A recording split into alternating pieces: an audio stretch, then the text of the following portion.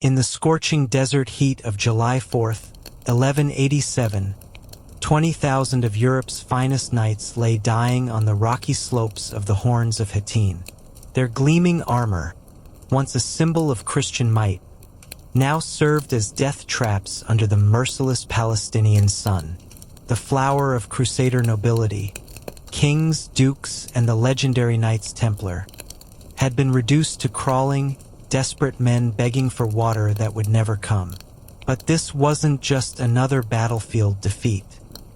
This was the culmination of a strategic masterpiece so brilliant, so methodically executed, that it would forever change the balance of power in the Holy Land.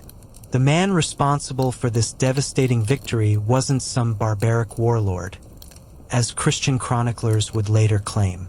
He was Salah ad-Din Yusuf ibn Ayyub, known to history as Saladin, and he had just executed the most sophisticated military campaign the medieval world had ever witnessed. For nearly a century, European Crusaders had carved out kingdoms in the Levant through brute force and religious fervor. They built massive stone fortresses, established trade routes, and seemed utterly invincible behind their walls of steel and stone. Yet in less than 3 months, a Kurdish-born sultan would systematically dismantle everything they had built, using strategies so advanced they wouldn't be fully understood by European military theorists for another 3 centuries. This is the hidden story of how Saladin didn't just defeat the Crusaders. He annihilated them through a combination of psychological warfare, intelligence networks, economic strangulation, and tactical innovations that make modern military strategists study his campaigns to this day. What you're about to hear challenges everything you think you know about medieval warfare, revealing a level of strategic sophistication that historians have deliberately downplayed for nearly 1,000 years. The truth is, Saladin's victory wasn't just about superior numbers or battlefield tactics. It was about understanding his enemies' weaknesses better than they understood them themselves, and then exploiting those weaknesses with surgical precision.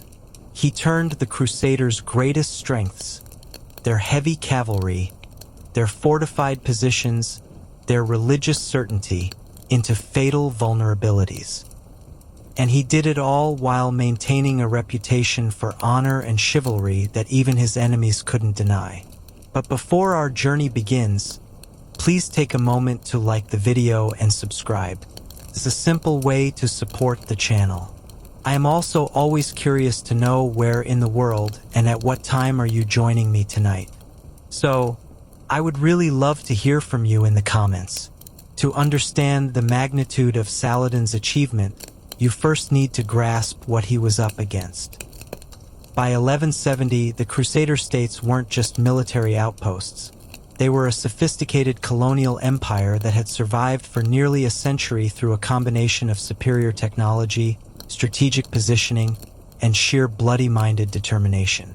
The Kingdom of Jerusalem, established after the First Crusade's shocking success in 1099, stretched from the Mediterranean coast deep into the Jordan Valley. To the north lay the county of Edessa, the Principality of Antioch, and the county of Tripoli, 4 interconnected Crusader states that controlled the most strategically important trade routes between Europe, Asia, and Africa. These weren't temporary military camps. They were permanent settlements with stone castles, established nobility, and local populations who had grudgingly accepted Christian rule. The Crusader military machine that defended these territories was unlike anything the Islamic world had previously encountered. At its core were the military orders, the Knights Templar, Hospitallers, and Teutonic Knights, monastic warriors who combined religious fanaticism with professional military training. These men took vows of poverty, chastity, and obedience, but their true devotion was to warfare. They maintained permanent garrisons, professional training regimens, and financial networks that stretched back to Europe's wealthiest donors. But it was their heavy cavalry that truly dominated Middle Eastern battlefields. European knights in full mail armor, mounted on massive destriers bred specifically for war, could smash through almost any infantry formation. Their charge had broken Islamic armies from Spain to Syria, and their reputation for invincibility was well earned. A single squadron of these armored giants could scatter hundreds of lighter-armed Muslim cavalry, and their mere presence on the battlefield often decided conflicts before they began. Supporting this elite cavalry were sophisticated siege engines, crossbowmen whose steel-tipped bolts could penetrate any armor, and a logistics system that allowed Crusader armies to operate far from their home bases. Their castles, engineering marvels like Croc de Chevaliers and Carrack, were positioned to control every major road and river crossing, making coordinated attacks against Crusader territory nearly impossible. Perhaps most importantly, the Crusaders had God on their side, or so they believed. Their religious certainty gave them a psychological advantage that was difficult to quantify but impossible to ignore. They truly believed they were fighting for the salvation of their souls, that death in battle against Muslims guaranteed immediate entry into paradise. This wasn't just propaganda, it was genuine faith that made them extraordinarily difficult to demoralize or defeat. For decades, this system had proven essentially unbeatable. Muslim armies might win individual skirmishes, but they couldn't sustain long campaigns against such well-defended positions. The Crusader states seemed as permanent as the stones from which their castles were built. Into this seemingly invincible system stepped a Kurdish officer in the service of Nur ad-Din, the Ayyubid ruler of Damascus. Saladin had distinguished himself in Egypt, gradually consolidating power while serving officially as a subordinate administrator. But those who knew him recognized something different, a strategic mind that thought not in terms of individual battles, but in terms of long-term campaigns that might span decades. While other Muslim leaders focused on direct military confrontation, Saladin was studying his enemies with the patience of a scholar and the calculating mind of a chess master. He understood that the Crusaders' greatest strength was also their greatest weakness. Their military system was so specialized, so dependent on specific conditions, that disrupting those conditions might cause the entire structure to collapse. He began his campaign not with armies, but with information. What made Saladin truly dangerous wasn't his army, it was his intelligence network. While European chroniclers focused on his battlefield victories, they largely ignored the sophisticated spy system that made those victories possible. This was perhaps the most advanced intelligence operation in the medieval world, and it gave Saladin advantages that his enemies never fully comprehended. The foundation of this network was something the Crusaders had never anticipated: local support. Despite nearly a century of Christian rule, the majority population in the Crusader states remained Muslim, with significant Jewish and Eastern Christian minorities who had little love for their Latin Catholic overlords. Saladin systematically cultivated relationships with these communities, offering them something the Crusaders never had: genuine religious tolerance and economic opportunity. Unlike the harsh conversionist policies of the Crusader nobility, Saladin's administration explicitly protected religious minorities. Jewish merchants who had fled European persecution found sanctuary in his territories. Eastern Christians, persecuted by Latin Catholics for their heretical beliefs, discovered they had more freedom under Muslim rule than under their supposed co-religionists. This wasn't just propaganda. It was deliberate policy designed to create a population willing to provide information, supplies, and safe passage. The results were devastating for Crusader security. Every major castle had Muslim servants who could report on troop movements, supply levels, and defensive preparations. Every trade caravan included merchants willing to carry messages between Saladin's agents.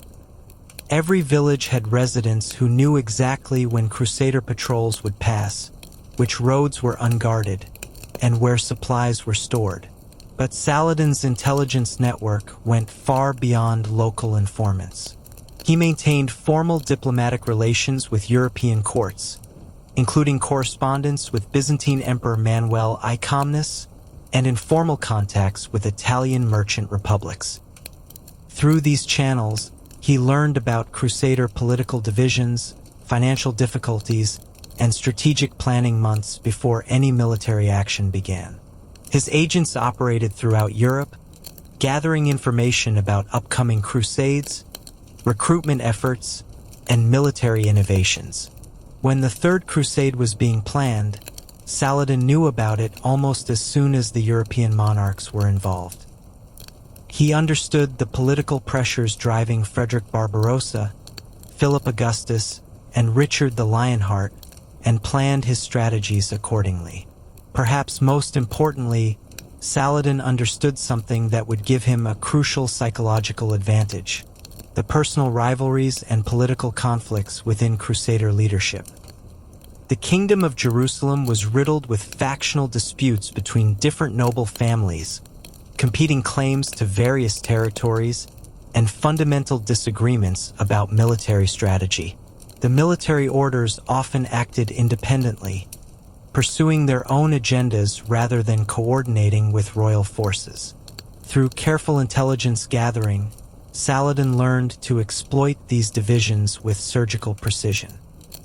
He knew which Crusader nobles were most likely to act rashly, which ones could be relied upon to make strategic mistakes, and which ones might be turned against their allies through careful manipulation. He discovered that Guy de Lusignan, who became King of Jerusalem in 1186, was particularly susceptible to challenges to his honor and authority, information that would prove crucial at Hattin. This intelligence network also served a crucial logistical function.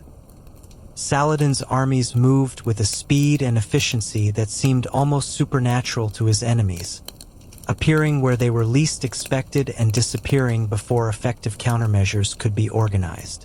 This wasn't magic, it was the result of having detailed, up-to-date information about terrain, weather conditions, enemy positions, and available supplies throughout the entire theater of operations.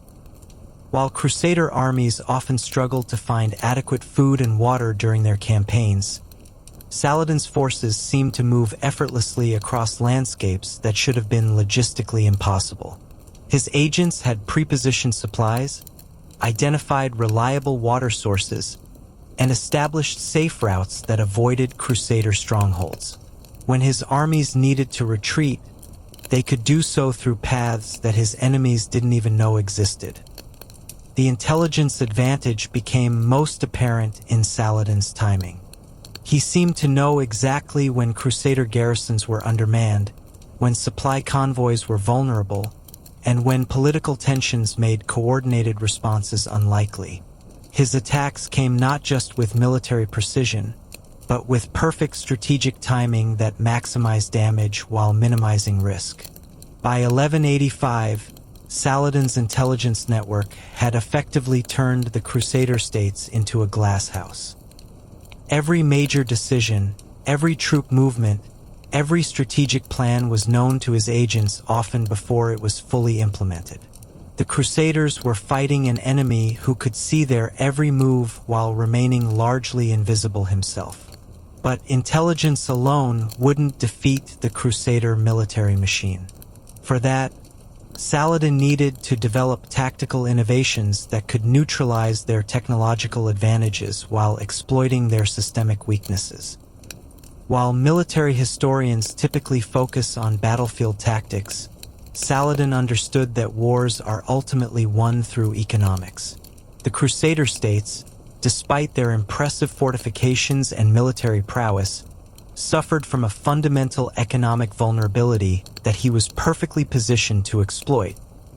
They were entirely dependent on external trade and financial support for their survival.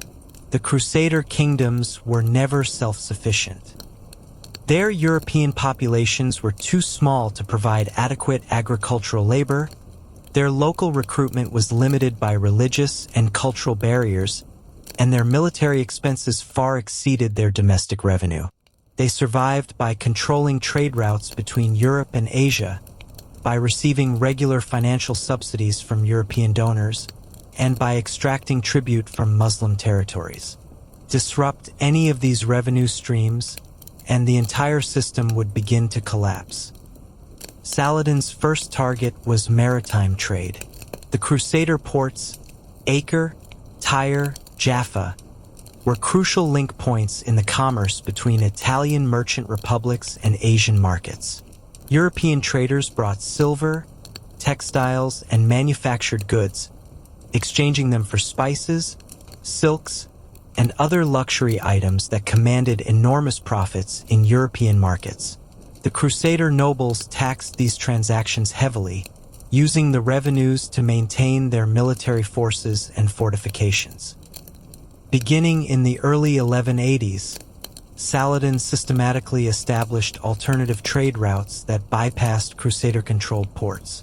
He negotiated preferential trading agreements with Venice, Genoa, and Pisa, offering them better terms and safer passage through Egyptian and Syrian ports.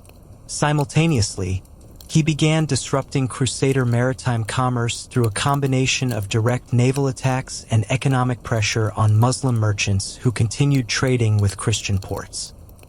The results were dramatic.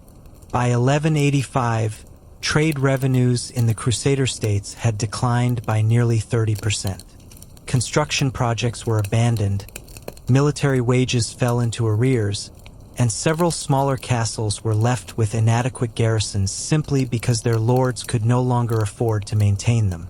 The economic foundation that supported Crusader military supremacy was quietly crumbling. But maritime commerce was only part of Saladin's economic strategy. He also targeted the overland trade routes that connected Europe with Asia through Crusader territory. These routes had been enormously profitable for Crusader nobles, who charged tolls, provided security services, and facilitated currency exchange for international merchants. By offering alternative routes through Damascus and Cairo, along with better security guarantees and lower fees, Saladin gradually diverted this traffic away from Crusader territories.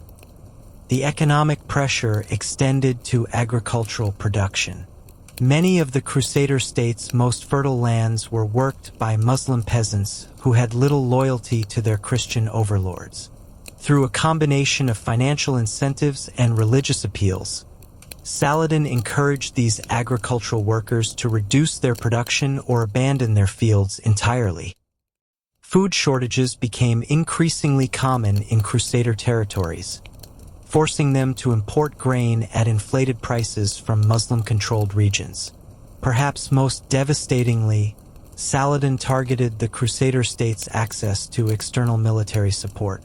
The military orders depended on regular financial contributions from European donors to maintain their operations. Saladin's agents in Europe spread carefully crafted propaganda emphasizing Crusader military failures, financial corruption, and religious hypocrisy. They highlighted instances where Crusader nobles had broken truces, mistreated Christian pilgrims, or engaged in purely secular conflicts that had nothing to do with religious warfare. This propaganda campaign was remarkably sophisticated. Rather than attacking Christianity itself, Saladin's agents focused on specific Crusader leaders, portraying them as unworthy of the religious cause they claimed to represent. They emphasized Saladin's own reputation for honor and fair treatment of Christian prisoners and civilians, creating a narrative where the Muslim leader appeared more genuinely pious than many of his Christian opponents. The financial impact was severe. Donations to the military orders declined significantly throughout the 1180s, forcing them to reduce their military activities and abandon several smaller outposts. When the crisis finally came at Hattin, the Crusader forces were already operating on severely reduced budgets with inadequate supplies and equipment. But economic warfare wasn't enough by itself. Saladin understood that he needed to combine financial pressure with military innovations that could neutralize the Crusaders' tactical advantages. The key was developing new approaches to medieval warfare that played to his strengths while exploiting his enemies' weaknesses. The European heavy cavalry charge had dominated Middle Eastern battlefields for nearly a century because Muslim armies typically fought in traditional fashion. Dense infantry formations supported by light cavalry. This played directly into Crusader strengths, allowing their armored knights to smash through enemy lines and create the kind of decisive victory that had made them seem invincible. Saladin revolutionized Islamic military tactics by abandoning this traditional approach entirely.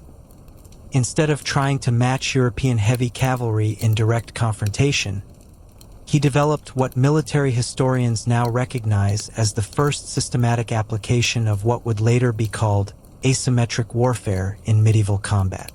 His new tactical system was built around mobility, harassment, and psychological pressure rather than decisive battle.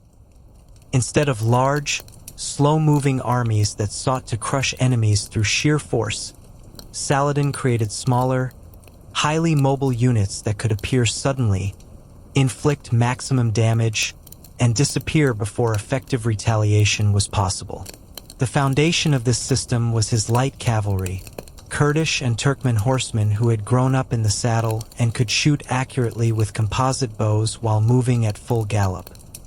These warriors weren't individually as formidable as European knights, but they possessed advantages that made them ideal for Saladin's new approach.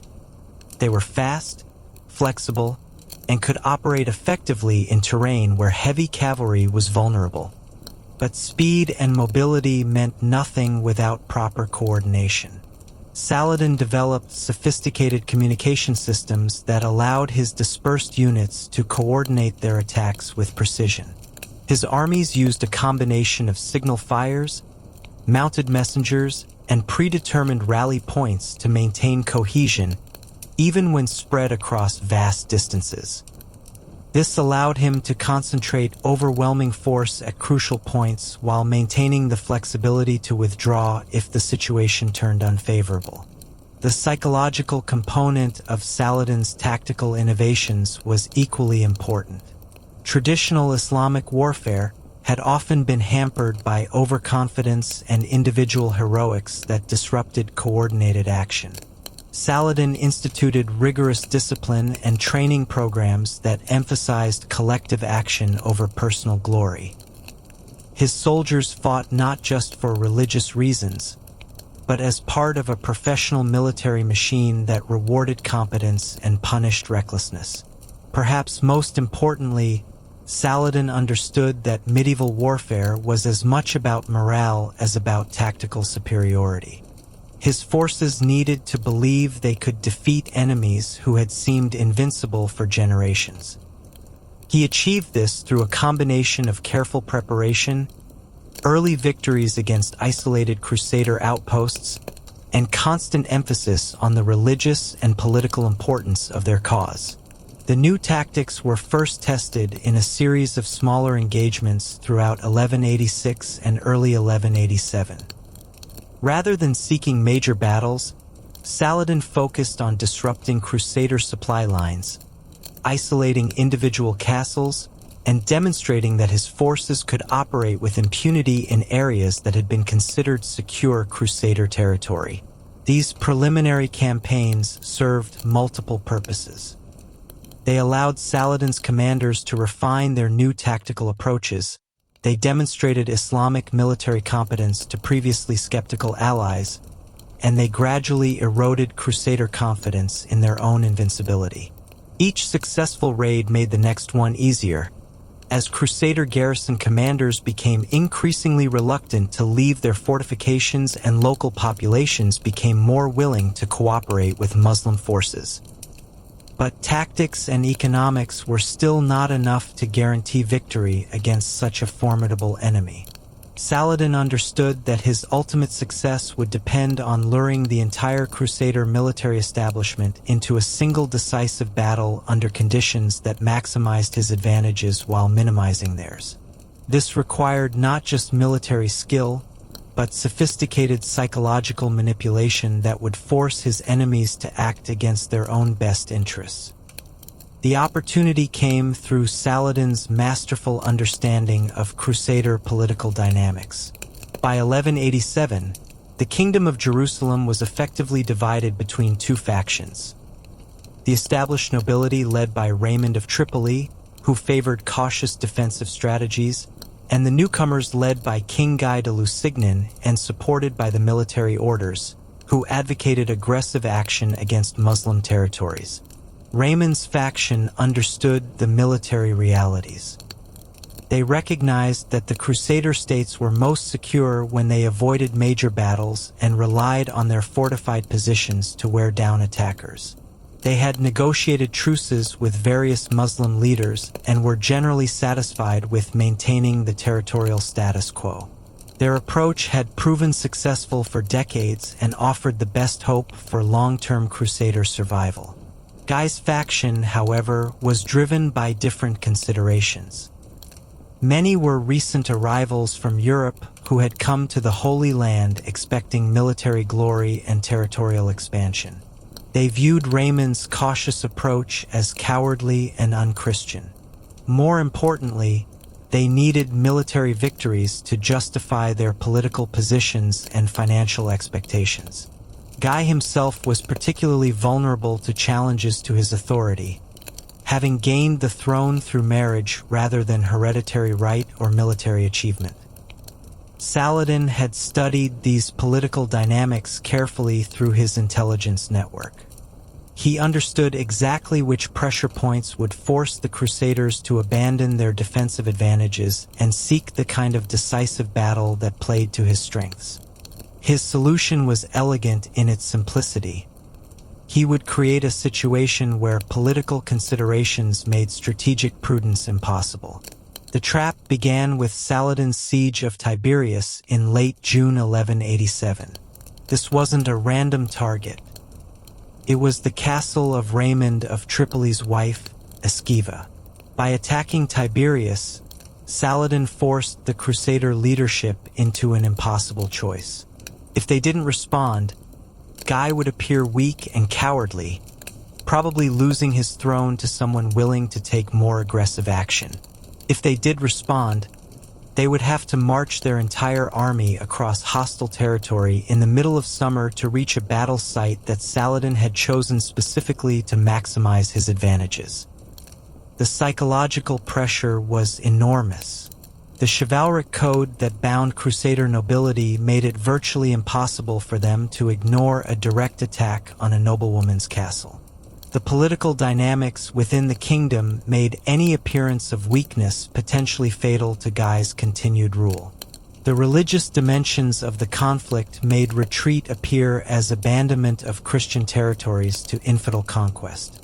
Raymond himself understood the trap perfectly. He advised the war council that Tiberias could be recaptured later, but that risking the entire royal army in a hasty march across the desert would be catastrophic. His military analysis was absolutely correct, but it was politically impossible for Guy to follow his advice without appearing to abandon his own supporters and validate his critics' accusations of cowardice. The debate within the Crusader leadership revealed the fundamental weakness that Saladin had identified and exploited. Their decision-making process was fatally compromised by personal rivalries and political considerations that had nothing to do with military effectiveness. While Saladin's commanders followed a clear chain of command focused on strategic objectives, the Crusaders were paralyzed by internal conflicts that made rational planning almost impossible. Gerard de Riedfort, the Grand Master of the Knights Templar, provided the final push toward disaster. He accused Raymond of cowardice and possibly treason, arguing that any true Christian knight would immediately march to rescue a Christian noblewoman from Muslim captivity. His influence with the military orders and newer nobility gave his opinion decisive weight in the council's deliberations. On July 3, 1187, Guy made the fateful decision to march the entire Crusader army from their secure base at Saphuria toward Tiberias. It was exactly the decision Saladin had manipulated them into making, and it sealed their doom. The march itself was a masterpiece of strategic planning on Saladin's part. He had chosen the timing to coincide with the hottest part of the summer, when the Palestinian sun could reach temperatures that made fighting in heavy armor almost unbearable. He had positioned his forces to control every water source along the route, forcing the Crusaders to march without adequate hydration. Most importantly, he had prepared the battlefield at the Horns of Hattin, twin hills that provided perfect positioning for his tactical approach while nullifying Crusader advantages. As the Crusader army began its march, Saladin's harassment tactics went into full effect. His light cavalry appeared on all sides, shooting arrows into the column and then disappearing before any effective retaliation was possible. They targeted pack animals carrying water and supplies, creating logistical crises that forced frequent delays. They used fire arrows to start brush fires that added smoke and additional heat to the already unbearable conditions. The psychological impact was devastating. The Crusader knights, accustomed to decisive charges and clear victories, found themselves under constant attack from enemies they couldn't catch or effectively fight back against. Their heavy armor, which provided protection in traditional battle, became a burden that exhausted them while providing little benefit against the harassment tactics they faced. By nightfall on July 3rd, the Crusader army was trapped between the twin hills of Hattin, without adequate water, surrounded by enemies, and suffering from a combination of heat exhaustion, dehydration, and demoralization. They had walked directly into the most perfectly prepared battlefield trap in medieval military history. The Battle of Hattin itself was less a traditional medieval battle than a systematic annihilation. Saladin had positioned his forces to take maximum advantage of the terrain while his enemies were forced to fight uphill, exhausted, and without the momentum necessary for effective cavalry charges. His archers could shoot down into the Crusader formations while remaining largely protected from return fire. The Crusader infantry, composed largely of common soldiers and pilgrims, broke first. Suffering terribly from thirst and overwhelmed by constant arrow fire, they fled toward the Sea of Galilee seeking water. This left the knights isolated and vulnerable, forced to fight a defensive battle for which their tactics and equipment were poorly suited. Even then, the individual courage and skill of the Crusader heavy cavalry was remarkable. They launched several charges that broke through Saladin's lines and nearly reached his command position. Guy's personal bodyguard fought with desperate heroism, and the military orders maintained their discipline even as the battle turned hopeless. But courage couldn't overcome the strategic and tactical disadvantages that Saladin had so carefully engineered. The True Cross, the most sacred relic of the Crusader states and symbol of their divine mandate, was captured along with Guy himself and most of the Crusader nobility. The flower of European knighthood lay dead on the battlefield, and those who survived found themselves prisoners of a Muslim leader who had accomplished what had seemed impossible just months earlier. But Saladin's strategic masterpiece extended beyond the battlefield itself. His treatment of prisoners and his subsequent military campaigns demonstrated the same sophisticated understanding of psychological warfare that had made Hattin possible. Rather than executing his noble prisoners, as was common in medieval warfare, he treated them with conspicuous honor and courtesy. This wasn't mere magnanimity, it was calculated policy designed to maximize the psychological and political impact of his victory. By treating captured Crusader nobles well, Saladin achieved several strategic objectives. He demonstrated to Christian populations in the remaining Crusader territories that surrender didn't mean massacre, making future conquests easier. He created a stark contrast with Crusader treatment of Muslim prisoners, undermining claims of Christian moral superiority.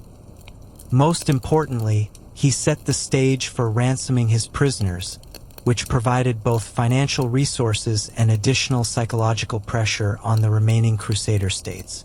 The only exception to this lenient treatment was his execution of captured Knights Templar and Hospitallers. This wasn't done in anger, but as a deliberate demonstration that the military orders, the professional core of Crusader military power, would receive no mercy. The message was clear.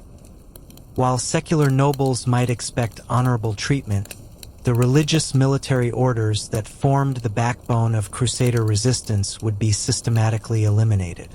Following Hattin, Saladin's conquest of the remaining Crusader territories proceeded with remarkable speed and efficiency.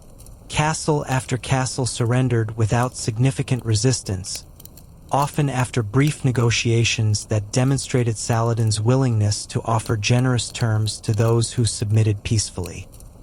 The systematic intelligence network he had developed over the previous decade proved its worth, as his forces moved directly to the most strategically important positions while bypassing less crucial targets.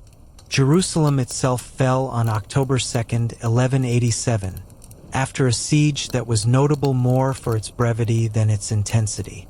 The city that had required 4 years of bloody fighting for the First Crusade to capture surrendered to Saladin in less than 2 weeks. This wasn't the result of military weakness, but of the complete collapse of Crusader strategic capability following the destruction of their army at Hattin. Saladin's treatment of Jerusalem's population became another element in his sophisticated psychological warfare campaign. Unlike the massacre that had accompanied the First Crusade's capture of the city in 1099, Saladin's conquest was notably bloodless. Christian pilgrims were allowed to leave safely, churches were protected from damage, and the transition to Muslim rule proceeded without the religious persecution that many had feared. This restraint wasn't accidental. It was carefully calculated to maximize the political impact of his victory. European chroniclers found it impossible to portray Saladin as a brutal tyrant when his actual behavior was demonstrably more merciful than that of their own heroes. The contrast between the massacre of 1099 and the peaceful transition of 1187 became a powerful propaganda tool that undermined European enthusiasm for new crusading ventures. Within months of Hattin, the Crusader presence in the Levant had been reduced to a few isolated coastal cities. The great castles that had seemed impregnable were either captured or abandoned. The military orders that had provided the professional backbone of Crusader military power were scattered and demoralized. Most importantly, the psychological aura of invincibility that had sustained Christian rule for nearly a century had been permanently shattered. The Third Crusade, despite involving some of medieval Europe's greatest military leaders, could only recapture a narrow coastal strip around Acre. Richard the Lionheart, Frederick Barbarossa, and Philip Augustus, monarchs who commanded resources that dwarfed anything available to the original Crusader settlers, found themselves unable to reverse Saladin's conquests. Their failure demonstrated that Hattin hadn't been the result of temporary advantages, but of fundamental strategic innovations that had permanently altered the balance of power in the region. What made Saladin's achievement truly revolutionary was not just its immediate military success, but its long-term strategic implications. He had demonstrated that medieval European military superiority wasn't inevitable or insurmountable. His methods, intelligence networks, economic warfare, psychological manipulation, and tactical innovation would be studied and adapted by future Muslim leaders facing European expansion. The sophisticated administrative systems Saladin established in his conquered territories proved equally durable. Unlike the Crusader states, which had remained essentially foreign implants dependent on external support, Saladin's empire was built on foundations of local support and religious legitimacy that made it largely self-sustaining. His successors might lack his personal genius, but they inherited governmental and military structures that could function effectively without his direct leadership. Perhaps most importantly, Saladin had solved the fundamental strategic problem that had plagued Muslim resistance to the Crusades: how to coordinate the diverse Islamic world against a common threat. His success at Hattin and subsequent conquests provided a model for Islamic unity that transcended traditional tribal, ethnic, and sectarian divisions. The jihad he proclaimed wasn't just a military campaign, but a comprehensive ideology that could mobilize resources across the entire Muslim world. The intelligence networks that had made his victory possible evolved into permanent institutions that continued functioning long after his death. His methods of economic warfare became standard practice for later Islamic rulers facing European intrusion. His tactical innovations influenced military thinking throughout the Muslim world and beyond, eventually reaching Europe itself through veterans of the later Crusades. From a broader historical perspective, Saladin's destruction of the Crusader states marked a crucial turning point in the relationship between Europe and the Islamic world. The easy victories of the First Crusade had convinced many Europeans that they possessed inherent superiority over Muslim societies. Saladin's systematic demolition of this assumption forced a more realistic assessment of Islamic capabilities and European limitations. The economic implications were equally significant. The Crusader states had represented Europe's primary foothold in the lucrative Asian trade networks. Their destruction forced European merchants to develop alternative relationships with Muslim powers, ultimately contributing to the exploration ventures that would characterize the late medieval and early modern periods. The search for sea routes to Asia that bypassed Muslim-controlled territories can be traced directly to the commercial disruptions caused by Saladin's conquests. Even the cultural impact extended far beyond the immediate political and military consequences. Saladin's reputation for honor and chivalry, even among his enemies, challenged European assumptions about the relationship between Christianity and civilized behavior. His treatment of prisoners, protection of non-combatants, and respect for religious sites contrasted sharply with the brutal excesses that had characterized much of Crusader warfare. This cultural dimension of Saladin's legacy proved remarkably durable. European literature began portraying him not as a typical Muslim enemy, but as a figure of almost knightly virtue who happened to follow the wrong religion. This transformation in European perceptions represented a subtle but important shift in how Christians viewed the Islamic world, from seeing it as simply barbaric to recognizing it as a different but equally sophisticated civilization. The military innovations that Saladin pioneered at Hattin continued influencing warfare long after the crusading period ended. His emphasis on intelligence gathering, psychological warfare, and economic pressure became standard elements of Islamic military doctrine. His tactical approach, avoiding decisive battles while maintaining constant pressure through harassment and mobility, would be adapted by later Muslim commanders facing European colonial expansion. European military thinkers eventually learned from their defeat, but the process took centuries. The lessons of Hattin about the importance of logistics, intelligence, and unified command weren't fully integrated into European military doctrine until the early modern period. Even then, many European commanders continued to rely on the kind of tactical approach that Saladin had so effectively countered, with predictably unsuccessful results in later colonial conflicts. The administrative systems Saladin created proved equally influential. His methods of governing conquered territories, integrating diverse populations, and maintaining military effectiveness while ensuring economic prosperity became models for later Islamic empires. The Ottomans, in particular, adopted many of his administrative innovations, contributing to their own remarkable expansion throughout the medieval and early modern periods. But perhaps Saladin's greatest achievement was demonstrating that strategic thinking could overcome tactical disadvantages. The Crusaders possessed superior individual equipment, better fortifications, and initially higher morale. They controlled the most strategic positions and had access to external reinforcements that seemed to guarantee their long-term survival. Yet all of these advantages were systematically negated by an enemy who understood warfare as something more complex than simply winning battles. Saladin's campaign against the Crusader states represents one of the most complete strategic victories in military history. He didn't just defeat his enemies, he rendered their entire approach to warfare obsolete.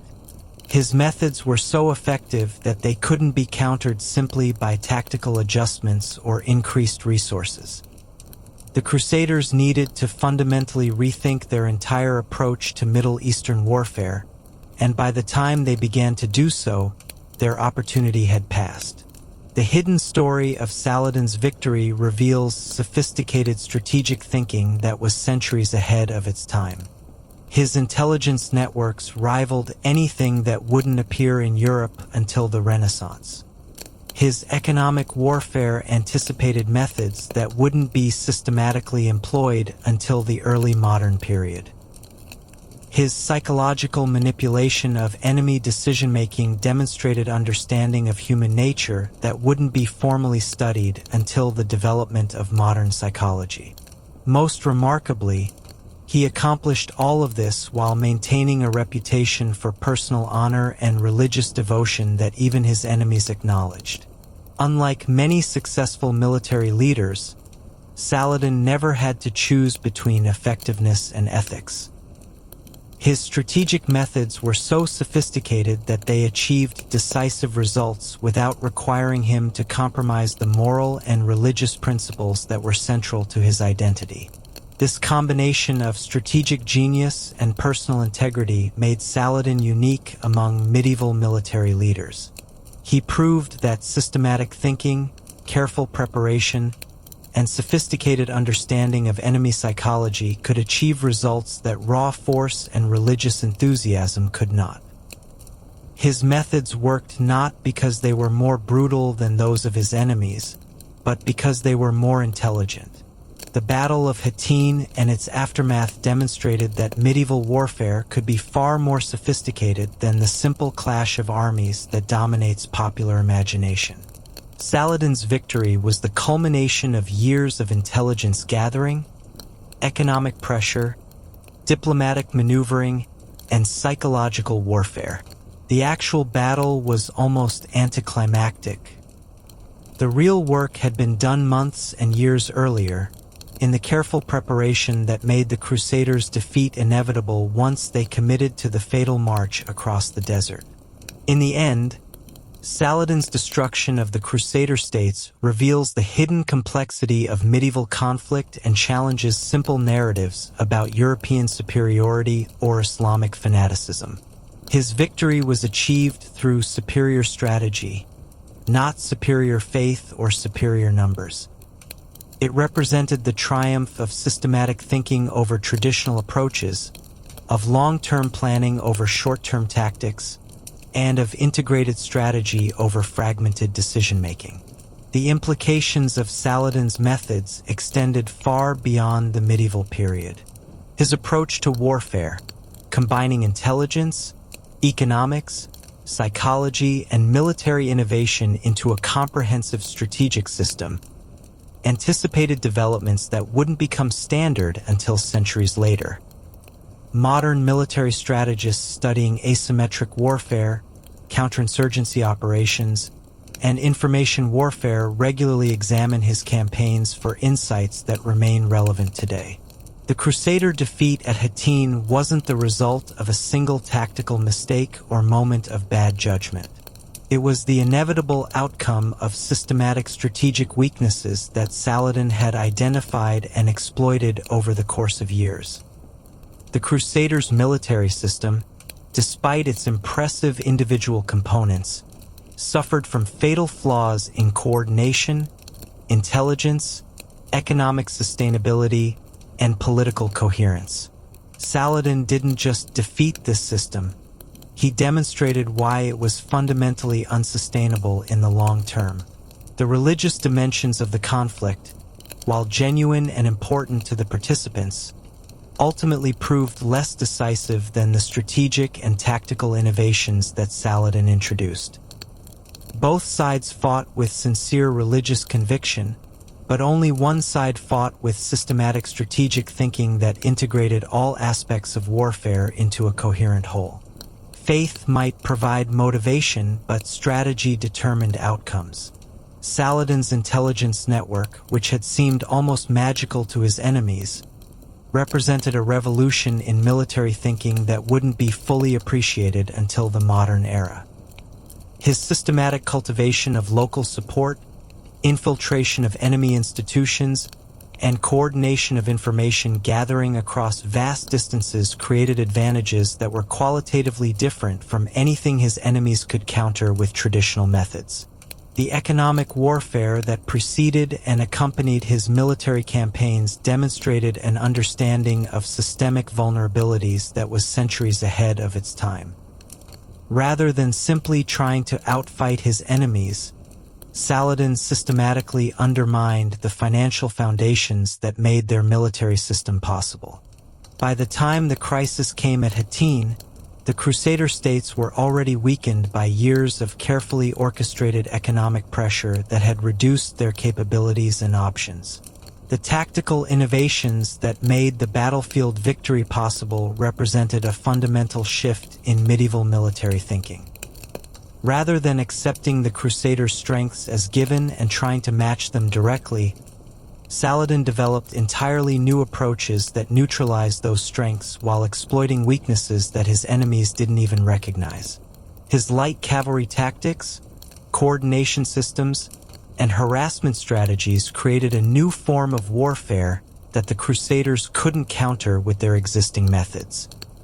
Perhaps most importantly, Saladin's psychological warfare demonstrated a sophisticated understanding of human nature and political dynamics that allowed him to manipulate his enemies into making the strategic mistakes that sealed their doom.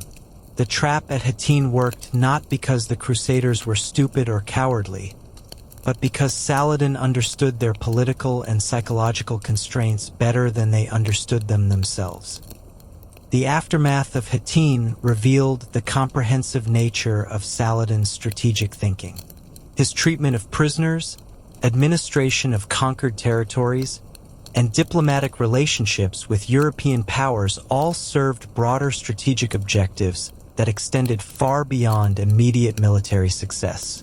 He understood that winning the war required not just defeating enemy armies, but creating conditions that would prevent future challenges to his conquests.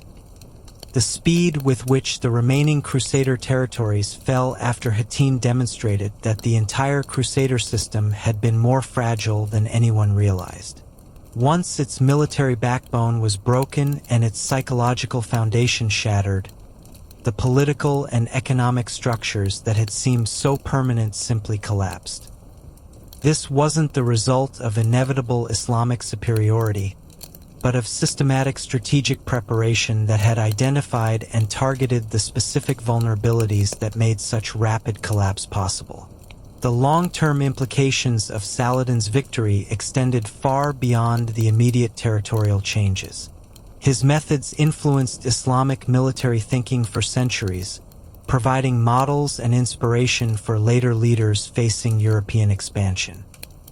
His administrative systems helped establish patterns of governance that would characterize successful Islamic empires throughout the medieval and early modern periods. The cultural impact proved equally significant.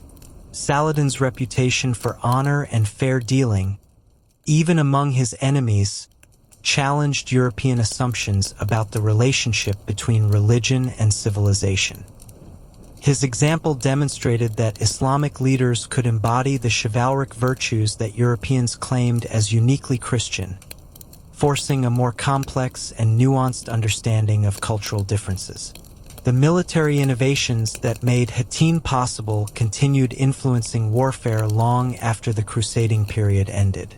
The emphasis on intelligence, mobility, and psychological pressure became standard elements of Islamic military doctrine. The integration of economic and political warfare with traditional military operations anticipated developments that wouldn't become widespread until the modern era. European military thinkers eventually learned from their defeat, but the lessons took centuries to fully integrate into Western military thinking. The importance of unified command, systematic intelligence gathering, and comprehensive strategic planning became accepted doctrine only gradually, often through painful experience in later conflicts. The economic disruptions caused by Saladin's conquests had far-reaching consequences for European development.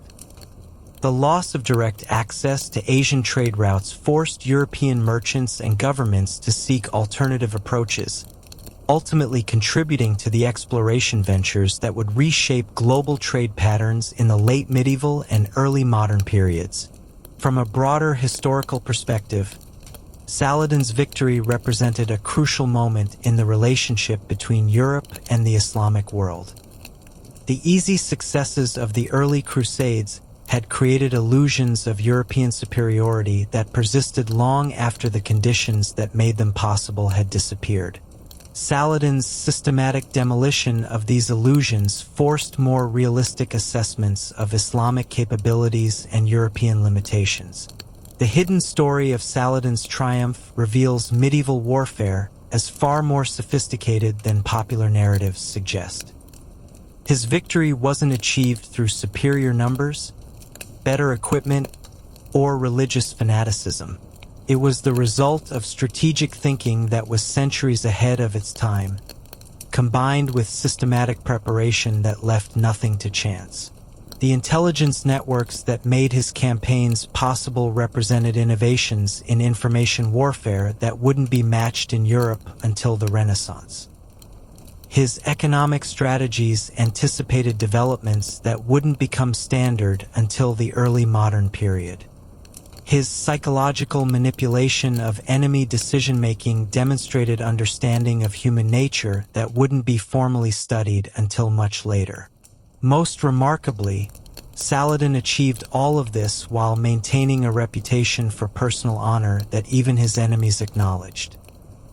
His strategic methods were so sophisticated that they achieved decisive results without requiring him to compromise the moral and religious principles that were central to his identity. This combination of effectiveness and integrity made him unique among medieval military leaders. The Battle of Hattin itself, while dramatic and decisive, was merely the culmination of years of careful preparation that made the Crusaders' defeat inevitable once they committed to the fatal march across the desert. The real victory had been won long before the armies met, in the patient work of intelligence gathering, economic pressure, and psychological manipulation that created the conditions where such a comprehensive defeat became possible. Saladin's destruction of the Crusader states demonstrates that medieval conflicts were far more complex than simple clashes between faith and faith, civilization and barbarism, or technology and primitiveness.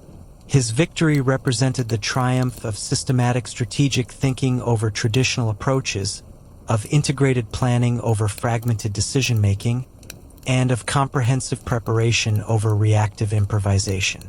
The methods he pioneered, intelligence warfare, economic pressure, psychological manipulation, and tactical innovation, became permanent features of Islamic military doctrine and eventually influenced military thinking worldwide. His administrative innovations provided models for successful governance that lasted for centuries. His diplomatic approaches established patterns of international relations that shaped Middle Eastern politics long after his death. But perhaps Saladin's greatest achievement was demonstrating that strategic genius could overcome almost any tactical disadvantage. The Crusaders possessed superior individual equipment, better fortifications, and initially higher morale. They controlled strategic positions and had access to external reinforcements that seemed to guarantee their survival. Yet all of these advantages were systematically negated by an enemy who understood warfare as something more complex than simply winning battles. The hidden story of how Saladin annihilated the Crusaders reveals the true sophistication of medieval military thinking at its highest level. His campaign represented one of the most complete strategic victories in military history, achieved through methods that were so advanced they wouldn't be fully appreciated until centuries later. The Crusaders weren't defeated because they lacked courage or faith. They were defeated because they faced an enemy who had revolutionized the very nature of warfare itself. In the end, Saladin's triumph stands as proof that intelligence, preparation, and strategic thinking can overcome almost any odds. His methods worked not because they were more brutal than those of his enemies, but because they were more intelligent. His victory wasn't the result of religious fanaticism or barbarian fury, but of systematic analysis and careful planning that anticipated and countered every possible Crusader response. The Battle of Hattin and its aftermath changed the course of medieval history, but the hidden story of how that victory was achieved reveals truths about strategy, leadership, and human nature that remain relevant today. Saladin's campaign against the Crusader states represents military genius at its highest level. The complete integration of intelligence, economics, psychology, and tactics into a strategic system so sophisticated that it seemed almost supernatural to those who experienced its effects. This is the forbidden truth that medieval chroniclers obscured and modern historians have often overlooked. Saladin's victory wasn't just a triumph of Islam over Christianity, or East over West. It was the victory of systematic strategic thinking over traditional approaches to warfare, of comprehensive preparation over reactive improvisation, and of integrated planning over fragmented decision-making. His methods were so advanced that they anticipated developments in military thinking that wouldn't become standard for centuries. The Crusaders weren't weak or cowardly. They were facing an enemy who had revolutionized warfare itself. Their defeat at Hattin wasn't the result of a single mistake or moment of bad luck. It was the inevitable outcome of a strategic campaign so carefully planned and executed that it left them with no good options, no effective responses, and ultimately no hope of survival. Saladin's destruction of the legendary Crusader kingdoms stands as one of history's greatest strategic achievements, a masterpiece of military thinking that changed the medieval world forever and whose lessons remain relevant to this day.